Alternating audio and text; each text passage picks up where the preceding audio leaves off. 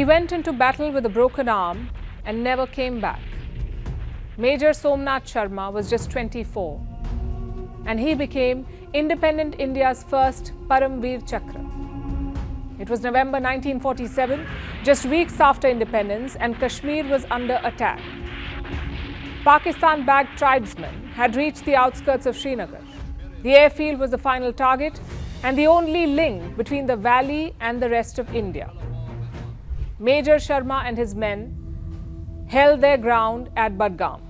They were outnumbered, outgunned, surrounded. Less than 90 men took on about 500 tribesmen. They fought to the last man. His final words still echo in military history. I shall not withdraw an inch, but will fight to the last man and the last round. That spirit saved the Srinagar airfield and kept Kashmir in India. It also showed something else. It showed how fragile India's military was in those early days. There were no high-tech sensors, no integrated commands, and barely enough men or weapons to hold the line. Today, things are very different. Today, India's military is powerful. It is large, nuclear capable, and integrated like never before. But it wasn't always like this. And the transformation did not happen overnight. It took decades, several wars, countless setbacks, and some hard choices to get there. Today, we'll discuss the 5 big shifts that are transforming India's defenses. If there's one thing India relied on for decades, it was foreign arms, whether it was the MiG fighter jets from Russia or the howitzers from Sweden. Even rifles and boots came from abroad. Even today, India remains the world's largest importer of weapons. But slowly and steadily, it is reducing its dependence on defense imports. The efforts picked up pace in 2021. That's when the government announced an import ban on more than 3,000 military items. Do you know why they were banned? Because India can now make these goods at home. We are talking about things like small helicopters, army vehicles, drones, radars, and surveillance systems, just to name a few.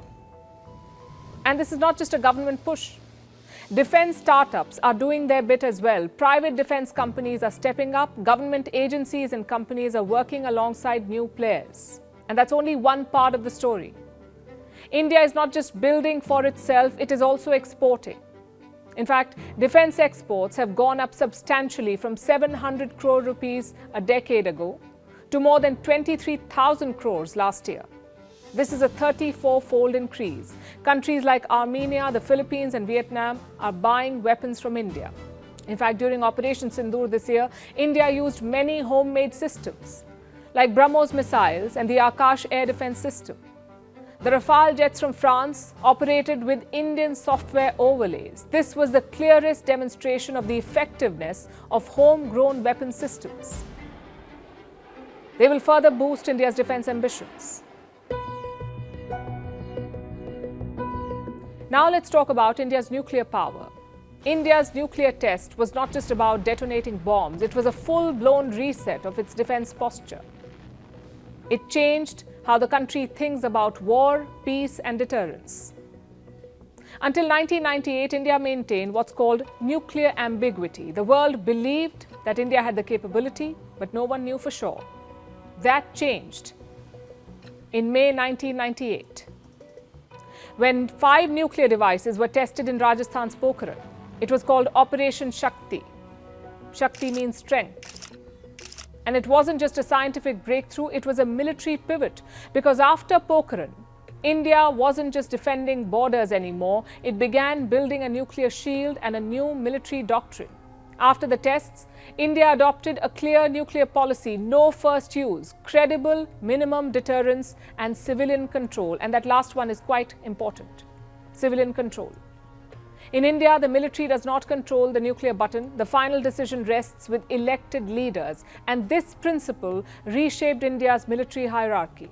It forced integration, it demanded precision, and it made the idea of joint operations feasible. But here's the other side of that story. And that's equally riveting. The story of how India conducted the nuclear tests without being caught. You see, American spy satellites were scanning Pokhran every day. Pokhran is located in the deserts of Rajasthan. This is where the nuclear tests were conducted. The Americans had high-resolution cameras in the skies. They could pick up everything that was happening on the ground, and yet they saw nothing. Do you know why? Because the Indian team used deception like a fine art.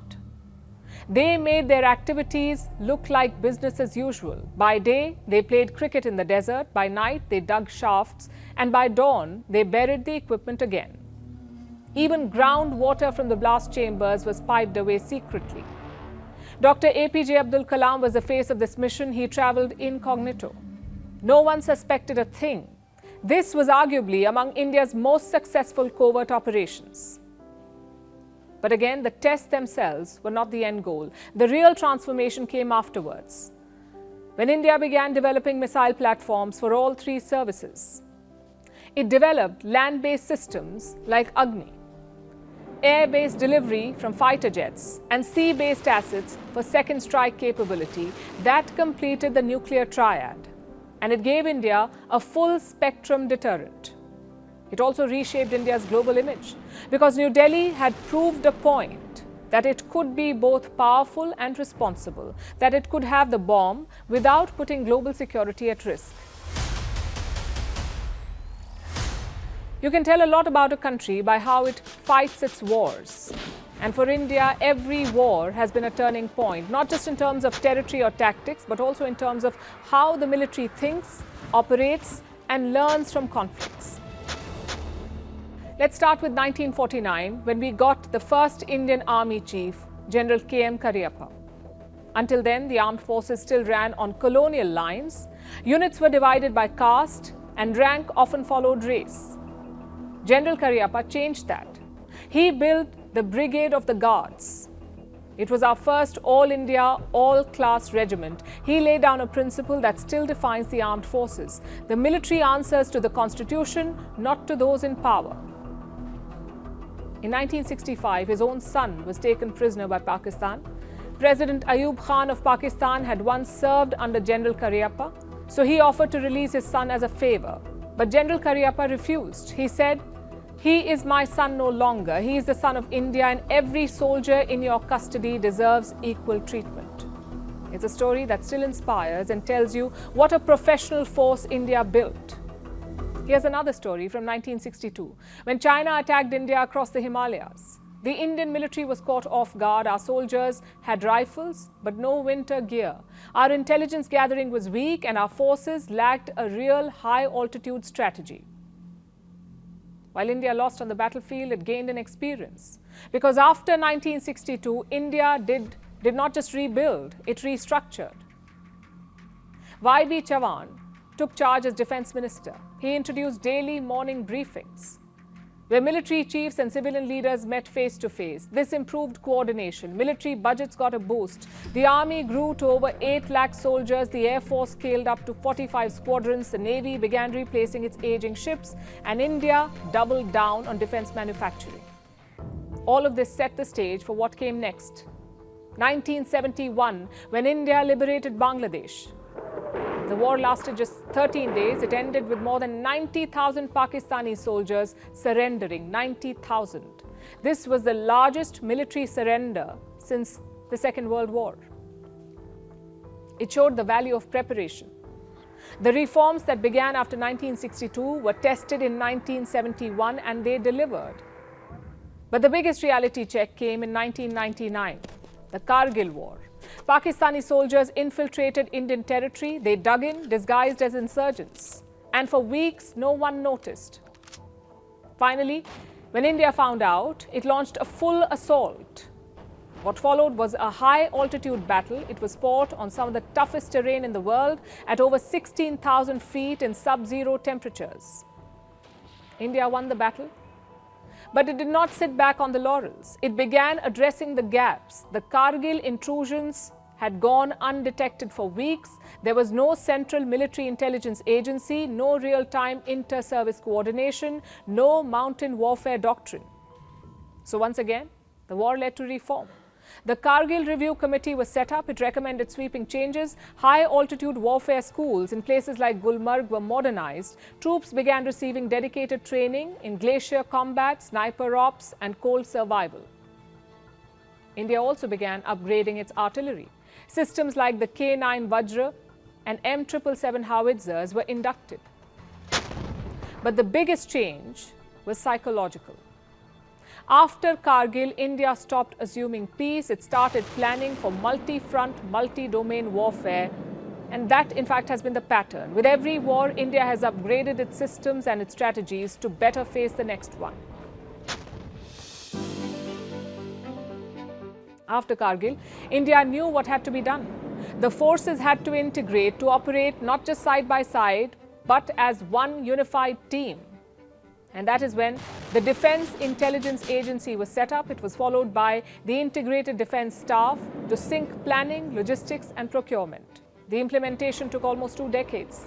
It was only in 2019 that our first CDS was appointed, Chief of Defence Staff, General Bipin Rawat. His job was to build India's first theatre commands, where the Army, Navy and Air Force operate together.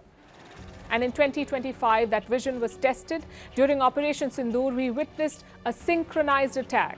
Indian forces struck targets deep inside Pakistan-controlled zones. We used BrahMos cruise missiles, loitering munitions, Israeli Harab drones and French Rafale jets. All branches were in perfect sync, coordinated through an integrated command. And here's something that we must point out. It wasn't just weapon systems that made Sindoor a success, it was also logistics. As Defence Minister Rajnath Singh said, logistics decided the outcome. And this was the first real proof that India can fight a high-tech joint force war and win it.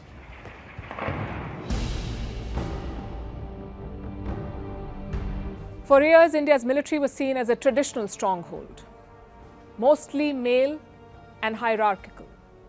That image is changing. India's National Defence Academy now admits women cadets. In 2021, over 500 women officers received permanent commission. It was a small but significant start. During Operation Sindoor, women officers did not just serve, they led. They became the face of India's fight against a terror state. And this is not just a story of gender inclusion, this is a 360-degree transformation. Today, the Indian military is not just boots on the ground, it's a force that collaborates with startups, works alongside civilians, and draws strength from scientists, AI experts, drone engineers, and coders. Because national security is not just about missiles or nuclear deterrence. It's not just about winning wars. It's about building resilience. It's about learning from failure. It's about knowing when to act and when to hold back. It's about becoming truly self-reliant, both in machines and in mindset.